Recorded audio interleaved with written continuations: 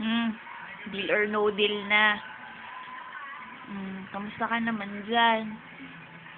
Hindi ka na nagte-text sa akin lagi araw-araw, hinihintay ko. Pag sinabi mo tumatawag ka, hindi ka naman tumatawag. Ano nangyayari sa'yo, Yang? Alam mo, hindi ko na iniisip yung kay Maribel, as in, promise. Kasi, alam ko naman, di mo naman talaga gagawin yun, di ba?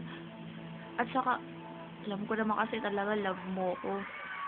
Kaya lang naman ako, syempre, nagulat lang ako dahil ikaw ba naman may makita kong picture na gano'n. So, syempre, yung mga kaibigan ko, violent na rin ko mag-react. Anyway, sana lagi na mag-text ulit sa akin as in araw-araw, katulad before. Kasi, masyado ko tang namimiss pag hindi ka nagte-text sa akin. At saka, pag may pinramis ka, sana gawin mo na. Like, pag natawag ka, sasabi mo tatawag ka, hindi ka naman tumatawag.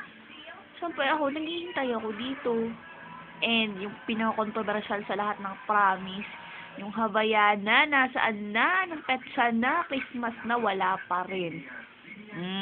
Yummy. Tumawag nga pala ako kay nanay kanina, sinumbong kita. Sabi ko, ikaw ay kung ano-anong basta, eklabo. Pero, behind all that, I miss you, I love you. Merry Christmas, Yummy. Sana mag-spend na tayo ng Christmas na magkasama next year. Ano ba? Pati anniversary, pati birthday. Sana next time, magkasama na natin yung isa-celebrate. Okay? Lagi ka mag-iingat dyan. Lagi ka mag-toothbrush bago matulog. Maghihilamos, mga bilin ko. Especially, lagi ka mag-pray and lagi ka mag-behave. Okay? Know your priorities and I'm always here. I miss you so much. I love you, Yummy. Merry Christmas.